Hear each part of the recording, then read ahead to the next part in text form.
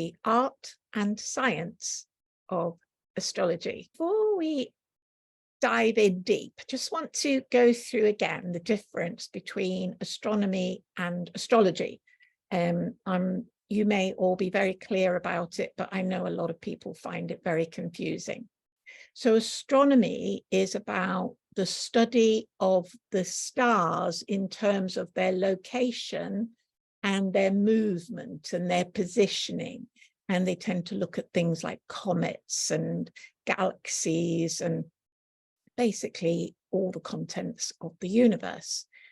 Whereas astrology is more about how these movements and properties affect life on Earth. And the vast majority of astrologers tend to limit their study to the solar system, the planets in our solar system, although there are plenty of astrologers who look at the fixed stars as well. But until the mid-18th century, these were exactly the same, and every scientist had to study astronomy / astrology in order to gain their profession, whether that was a doctor or a scientist, so a physicist.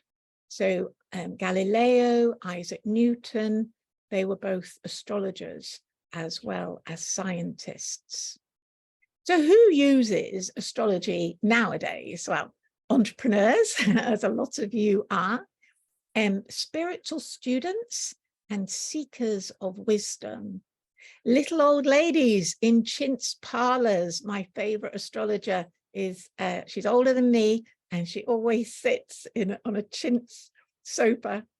Psychologists, farmers, very important for farmers to understand what is going on with the planets and the positions of the sun and the moon.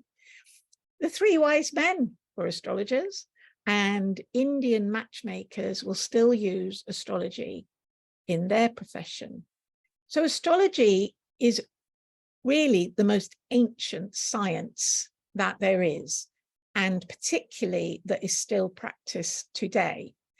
You can imagine that, the very first people, they didn't have TVs or, they didn't even have much language, that they would watch the stars and the heavens, and they would watch the stars moving in particular. And the word planet actually means the traveling stars or the wandering ones. And places like Stonehenge, these were calendars based on the positions of the stars. And then, of course, once they developed telescopes, they were able to see beyond what was visible. And Saturn is the outermost planet that is visible in our solar system. So until the mid-18th century, we didn't know that there was anything beyond Saturn in the way of planets. It wasn't until then that Uranus was discovered. Now, there are many different types of astrology. You've probably heard of Chinese astrology, the Indian culture, that's the Indian subcontinent. They have their own form of astrology called Vedic astrology. So I've put this whole long list on the side of all the different types of astrology there are. And I study what's called Western astrology. All of these below are all part of Western astrology, but they're like specific schools of Western astrology. And there are dozens of different schools and dozens of different techniques. In fact, talk to any astrologer and you'll find that they've probably gone off on their own path and to some extent created their own form of astrology within the context of one of these other schools or techniques. But all astrology is based on a map of the sky at a particular point in space and time. So what do you believe? Do you believe that events just happen at random? I'm sure most of you don't, but a lot of people do. That maybe there is a God and we're just puppets. And a lot of people really feel that the planets are just too far away. How can they possibly influence us? And some people believe that life is supposed to be hard and you just get on with it. And if you're lucky and you wish for what you want, you might be lucky and get it. But imagine if everyone, when they're born, is given the map of the heavens at the time they were born, showing all the different routes in life that they could take. And that this map is totally unique. It's that individual's personal energy blueprint, and they're completely unique. You'd literally have to have another baby like born on top of you or right next to you and taking their first breath at exactly the same time in order for to have two maps that are identical. And this energy blueprint shows the biorhythm and all the potentialities of that individual. And that this biorhythm can then be used throughout the life to solve the many challenges that they may come across. So how do you get from being like really buffeted by fate to having a choice? Well, I believe that we need to understand the science of astrology, which is what we're going to do here. And why is this important? Well, you've probably all heard of the Big Bang Theory, and that is based on the premise that everything started from what's called a singularity, one point of energy, which then exploded and is continually moving out in the universe. So at that one point, everything was one. It was all connected. So as it expands, does it then become separate? No, it's still part, it's still all connected. It was all part of one energy, and it continues to be part of one energy. Now, you may have heard of chaos theory. You know, the butterfly's wings flapping on the other side of the world. No, the butterfly's wings flapping here, and then a hurricane or something happens on the other side of the world. The premise of chaos theory is that although everything looks like it's quite random, that when you look far enough or deep enough, that everything does follow a pattern. There is a pattern throughout the universe. It's not as random as it looks. And of course, we've all heard that quote, as above, so below, as above in the heavens, so below here on earth. And you may have also heard that term that we are a microcosm of the macrocosm. So a bit like in a hologram where you have the overall hologram, if you take one piece out, it's still exactly the same as the whole hologram. So we are like a mini version, a microcosm of the whole, of the greater whole.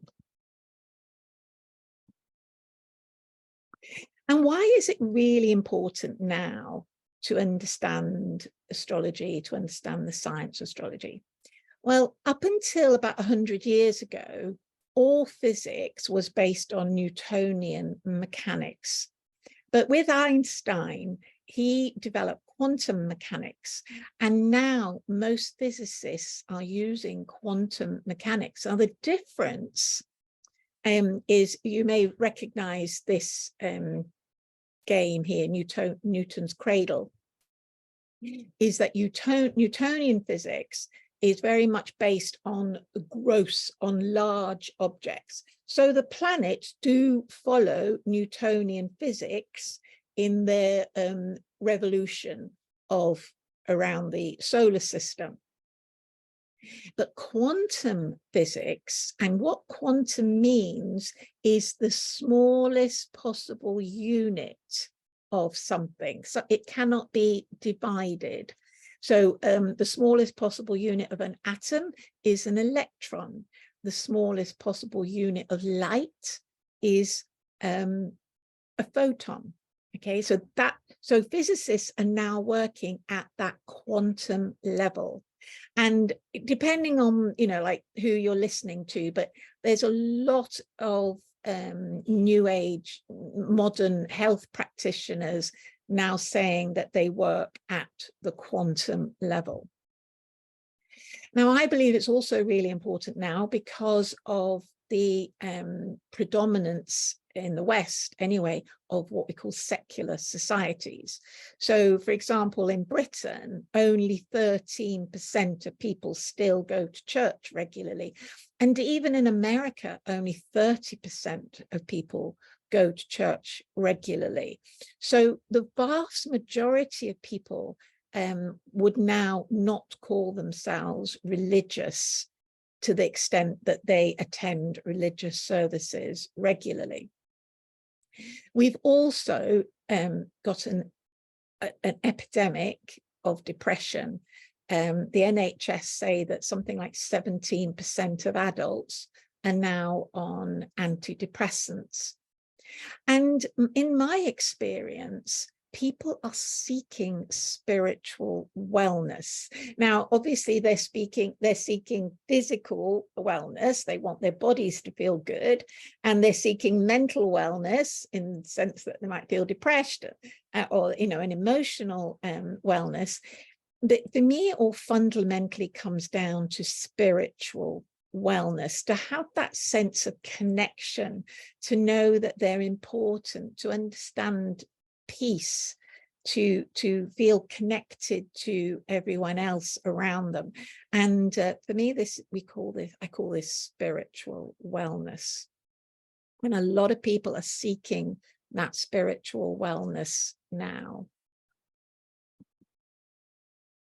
So first, I want to tell you a little story about how I got into astrology. So when I was 25, I ran away. I'd been a research scientist, I'd done a teacher training, and I knew it just wasn't what I wanted to do. And I'd always wanted to travel. So it was about September 1982, and I'm finding myself, I'm on an aeroplane, and I wasn't next to the window.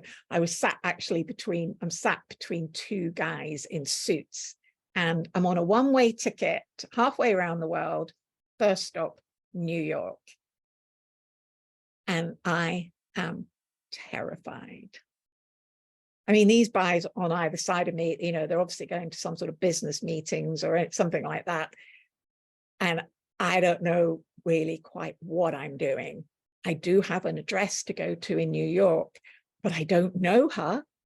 And I do have an address to go to in Australia because I have family there, but that's 3 months away. And I don't know what's going to happen in those 3 months. I don't really have a plan or a list of places that I'm going to.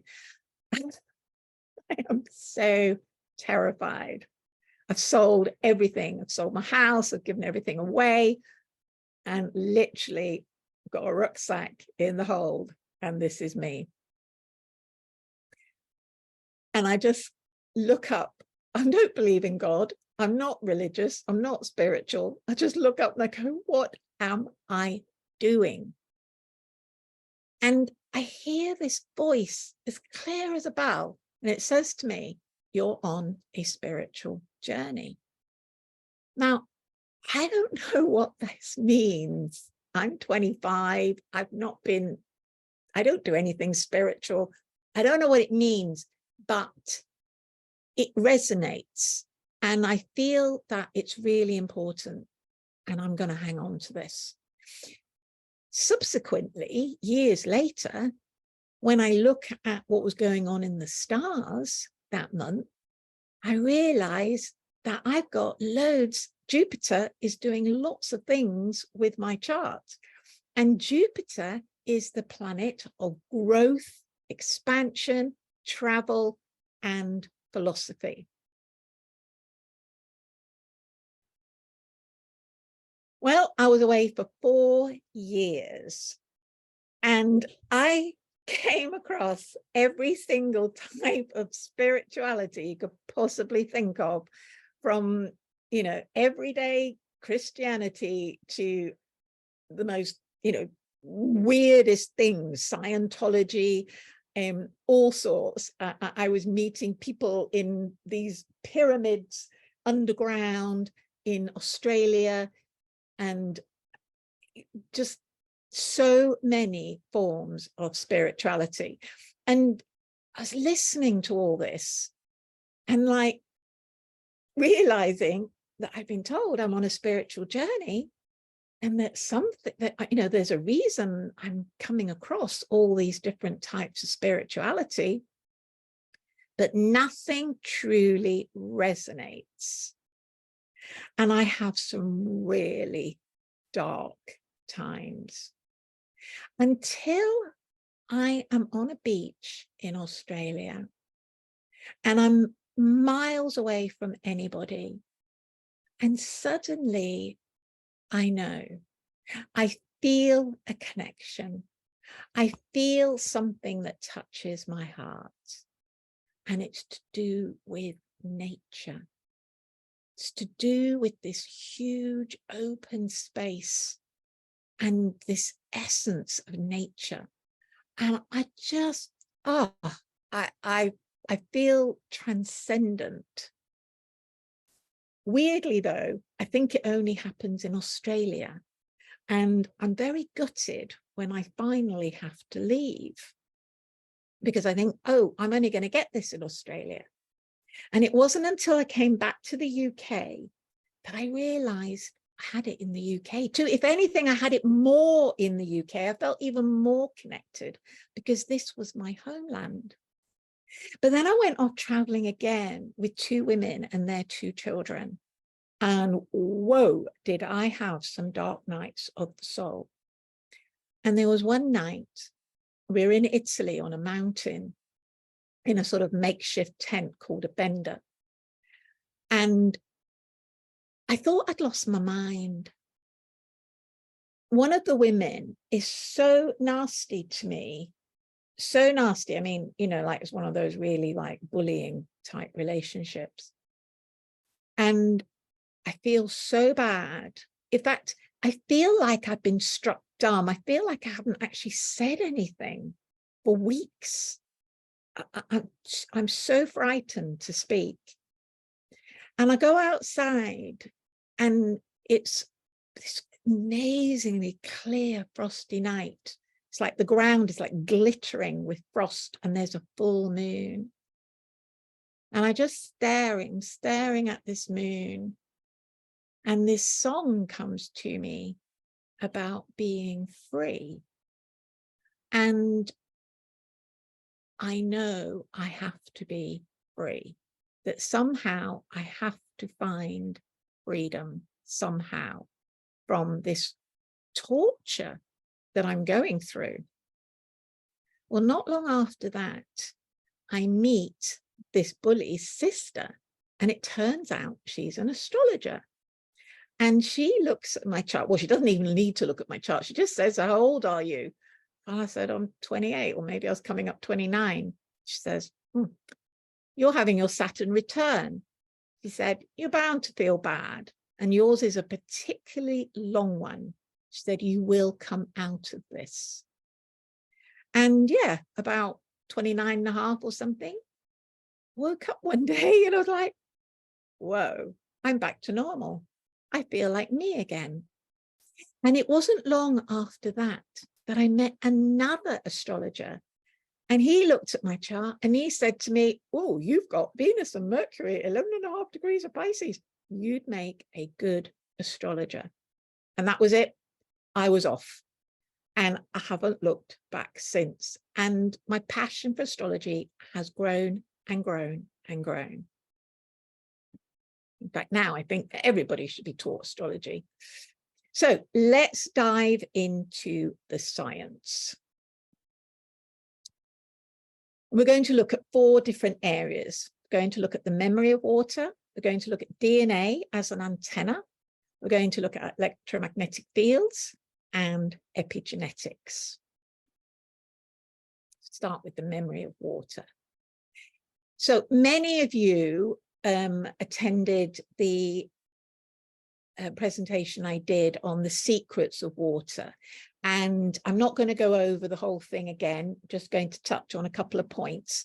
For those of you who didn't see that, it's in my YouTube channel, and you can go and watch that there. So just a little review. The water composition of the human body is 99% of our molecules are water. We're effectively just a bag of water. And if you dehydrated us, which is basically what happens when we get cremated, you just end up with a very small amount of ash left over, which are, you know, all the calcium atoms and the phosphorus and potassium and all nitrogen, carbon, just those individual atoms. But for every 99 water molecules, there is only one of those atoms. So you can see that we're basically water beings.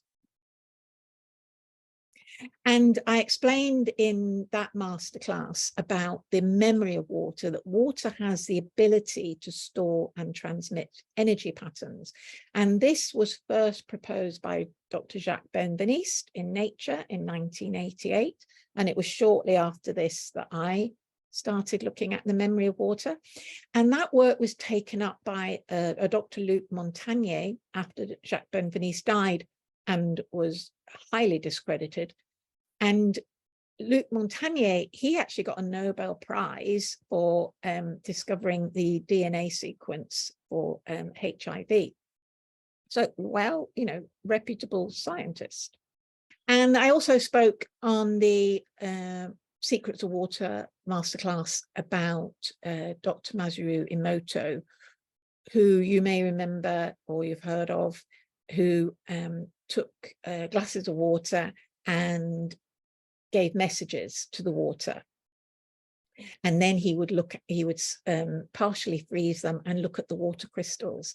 And he found that when the messages were positive, that he got these beautiful crystals, but when the messages were negative, it was usually just chaos.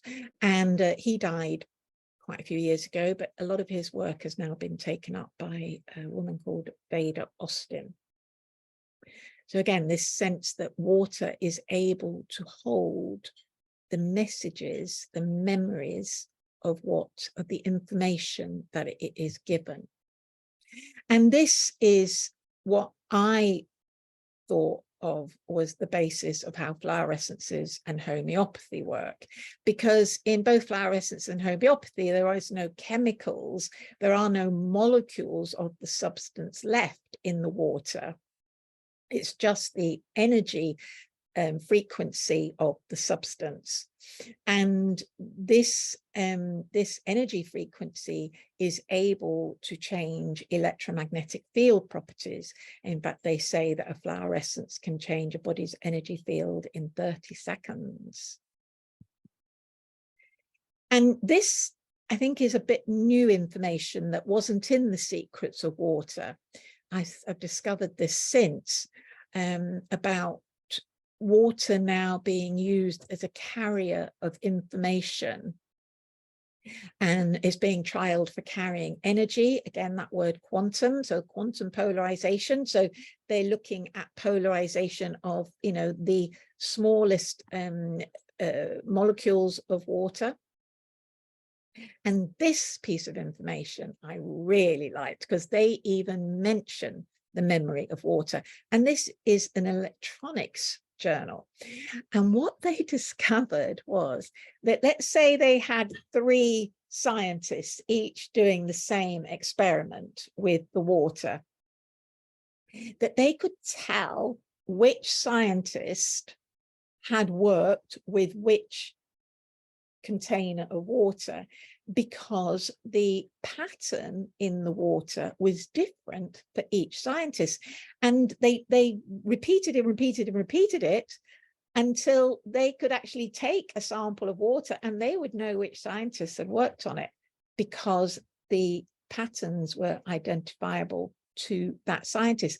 Now, think about that in terms of security. You know, that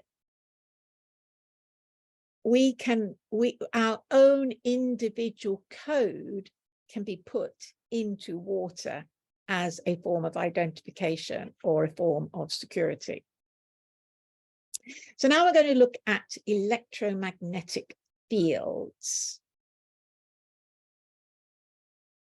The human electromagnetic field, which we sometimes call our aura, and our electromagnetic field's quite big. And when we meet people, we tend to meet their electromagnetic fields, and we either feel a resonance with them, or maybe we don't feel a resonance with them, or we feel like, oh, I don't know what it is about this person, but it doesn't feel quite right. Or we go, oh yeah, we really connect. And that's usually because our electromagnetic fields are vibrating at the same level together, or they're not. Everything emits electromagnetic fields, particularly planets, comets, stars, and galaxies, which is, you know, as we know, are detected by these huge, great big telescopes, these big, great big dishes. And some planets do emit electromagnetic frequencies, and some do not, but they emit infrared. They all emit infrared, but not all of them emit electromagnetic frequencies. But these four do, and I found these beautiful pictures. Now, the interesting one is Jupiter, because its electromagnetic field, as you know, Jupiter is the largest planet in the solar system. Its electromagnetic field is so large that it actually reaches Earth and goes beyond Saturn, which is, that's Jupiter's orbit here, and then Saturn is further out. But this isn't the same for all of the planets. It's just for Jupiter. But are the planetary electromagnetic and infrared fields, do they affect our electromagnetic field and all life on Earth? Don't know. I've not managed to find any evidence of that. However, that doesn't mean to say they don't. So now we go on to DNA. So DNA also has its own electromagnetic field.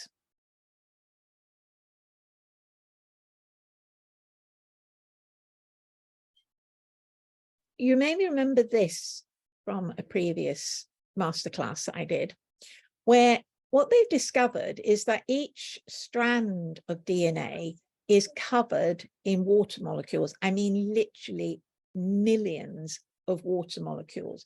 And they are in this very structured format, which is what they've realized is what is able to hold the memory of water.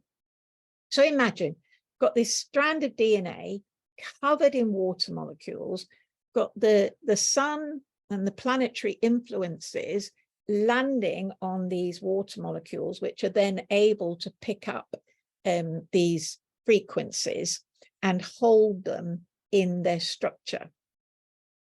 And when somebody is born and we do their star map, basically it's like a representation of these frequencies, this energy pattern that is being created in the heavens and is imprinting in the water in our bodies. So DNA acts like an antenna, and it's surrounded in water, and it's hit with electromagnetic radiation, and this creates a vibration in the water of a specific frequency determined by whatever electromagnetic radiation is hitting it. And this frequency is thought to be our sense of self-awareness. Because we each have a completely different sense of self-awareness. Why would that be different? And I believe through the astrology that it is because we were each born into a completely different energy pattern, which is then impacting these water molecules around the DNA. And those are creating a resonance in the DNA. So my hypothesis is that at birth, we have fluid in our lungs. Our first breath is about 50 mils, about 5 drops of water, and that this water is imprinted with the current electromagnetic frequency of the planetary arrangements, and that this then becomes imprinted on all the water in our body and is stored as a memory, because obviously the patterns are changing all the time, and therefore we're changing all the time, but that original imprint stays as a memory. So let's go into the art of astrology, because it's like medicine. As you know, medicine is both an art and a science, because, you know, although doctors have to know all the ins and outs of how everything works, they've also got to listen to the patient. They have to have an intuitive understanding, because we're dealing with a human being, not with a machine. So we've got this map of the solar system at the time and place of birth. This is actually my birth chart. It's sometimes called a birth chart, sometimes called a horoscope or a natal chart. And I've started calling it a star map, because that's what it is. It's a map of where all the planets were at the time that I was born. And in an astrology consultation, I'm looking at both the science and the art. So I'm looking at the map and I'm looking at where everything is in the heavens, where everything is placed, and the arrangements that they're forming with each other, the angles that they are forming to each other. And I'm able to then interpret that language to see the potential that is in the chart. But I'm also looking intuitively. I'm looking for an intuitive impression. And when I'm listening to whoever's chart it is that I'm looking at, I'm listening for that emotional frequency that is being expressed. How is this particular aspect in the chart being expressed? At what emotional frequency is it being expressed? Now, there is a range called the Human Emotional Frequency Scale. And at the very lowest frequencies, we have things like shame and guilt. And at the very highest, we have enlightenment, bliss, peace. Now, I went through this emotional frequency scale in another masterclass I did called 6 Top Tips to Raise Your Vibration. And you might want to check that one out if you haven't seen that one before. You can see on the right here, it says it's like from here down, it's what they call a contracted state. And from here up, there's an expanded state. Now, what is it? What is it that is different between that contracted state and the expanded state? Well, actually, it's to do with our hormones. Now, I really go into this in the 6 top tips. When we're in one of the expanded states, we are releasing happy hormones. So endorphins, oxytocin, dopamine, serotonin, even DMT, which comes from our pineal gland. And I talk about that in the 6 top tips. When we're in a lower contracted state, then we're using what I think of as life-saving hormones. And these create stress. We're mainly thinking of adrenaline and cortisol, and they're fantastic for saving our lives. You know, if you've got a saber-toothed tiger coming at you, you want some adrenaline, you know, to make you run fast. And if if you're in an unfortunate situation, for example, like a refugee who is having to like live in some awful conditions where they feel like their life is under threat all the time, not got enough food, cold, wet, etc., then our bodies produce cortisol, because cortisol keeps going the life-saving functions that we need, but it's not too bothered about, you know, the peripheral stuff. It's like just needs to make sure that the body can stay alive. And cortisol is triggered when we live under constant stress, and it's what causes degenerative conditions. When I'm looking at someone's star map, I am listening for where on that spectrum that each bit of their chart, at what frequency, I mean, not like to the number, but, you know, roughly, you know, whether it's low down, below in the cortisol adrenaline range, or whether it's in the happy hormone range. I'm listening for how people are expressing that particular aspect of their chart.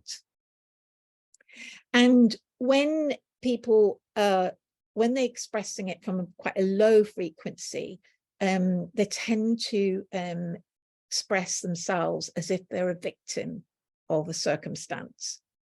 But when we're expressing at a very highest frequency, then we have the potential to co-create.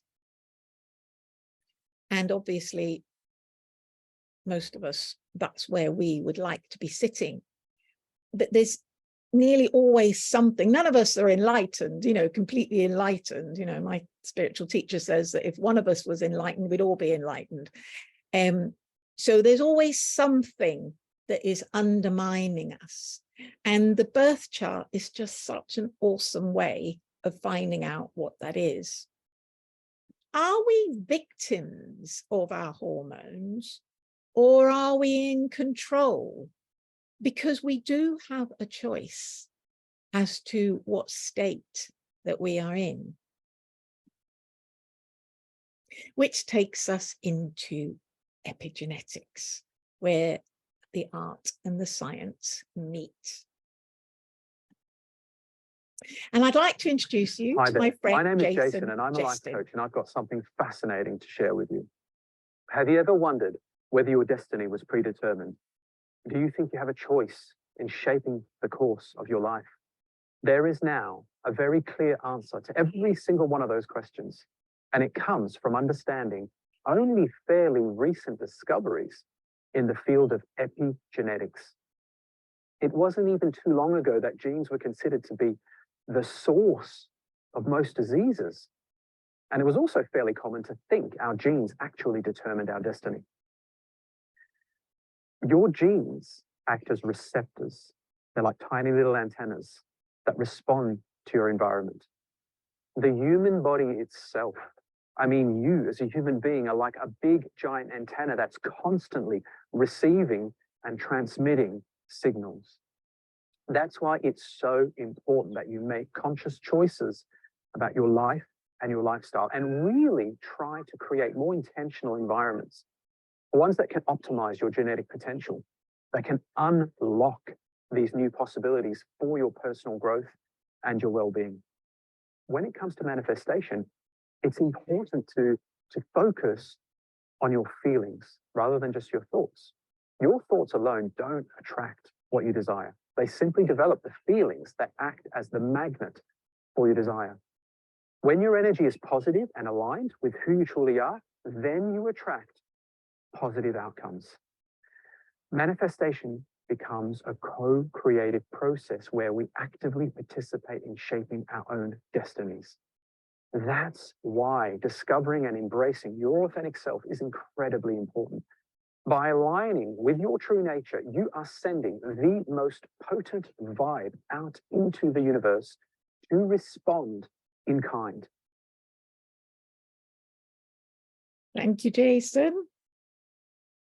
So in summary, by knowing your star map, you know your authentic self. Remember, Jason talked about being our authentic self. And we want to know our highest potential so that we can make the choices that are most aligned with our authentic self. So these aligned choices, they create the hormones, remember, because the choices we're doing in our mental level. So our mental level, we're going, oh, I'm going to be happy. We decide, I'm going to be happy. I'm going to be at least content. Yeah. And so the brain goes, oh, okay, they're happy. Let's send happy hormones. And that gives us a high vibration feeling. That then, I believe, affects the water molecules around our DNA. It increases the vibration of the water molecules around the DNA. And then remember what Jason said, that our genes can be switched on and off by our environment. And that is because we can then choose, how am I going to respond to this environment? Am I going to respond from a high level or from a low level? And what we want is, we always want to be responding as from a high level, so that the water is triggering the DNA that we want, the genes that we want to activate in order to manifest our authentic desire. And for most of us, that feels very much like following our heart.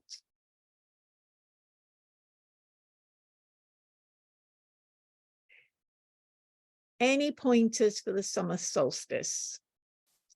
As you know, I do my daily astrology tip, and I will say something tomorrow. But to tell you the truth, for me, the summer solstice is now no longer a day. I've been feeling it for days already, if not a week. And if you check out Rory Duff, he does a lot of dowsing around these sacred sites, particularly like Stonehenge and stuff. And he's saying that I don't know what term he uses, but it's something, again, it's always about electromagnetism.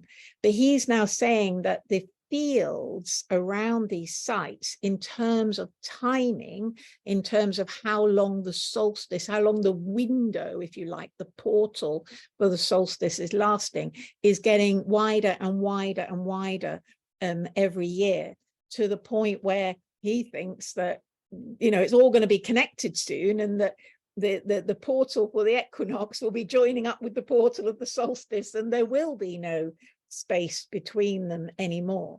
So for me, the summer solstice is no longer a tiny window. It's actually now quite a big window, and we've already been in it for quite a while. The electromagnetic infrared field of the planets do affect Earth, or we're not sure about that. I was just trying to understand how electromagnetic field imprints in a baby's water.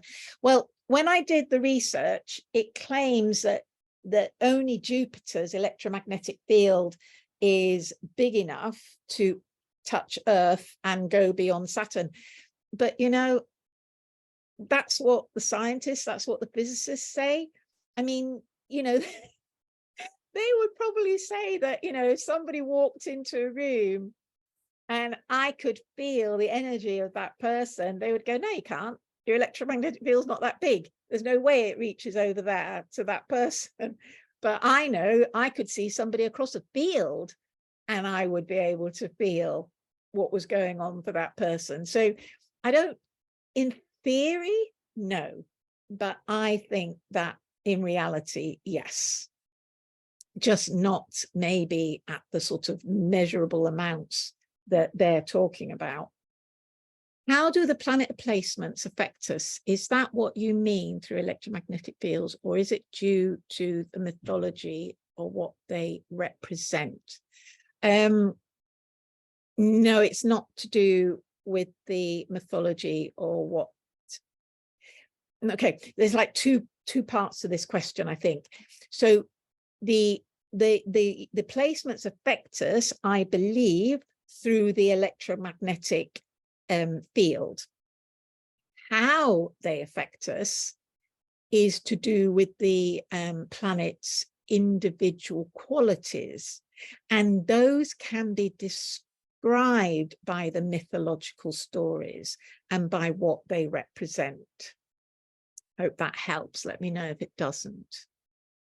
What is involved in a reading? So I take your birth details, the date, the time, and the place of birth, put it into an app, and it comes up with a chart that looks a little bit like the one that you saw of mine.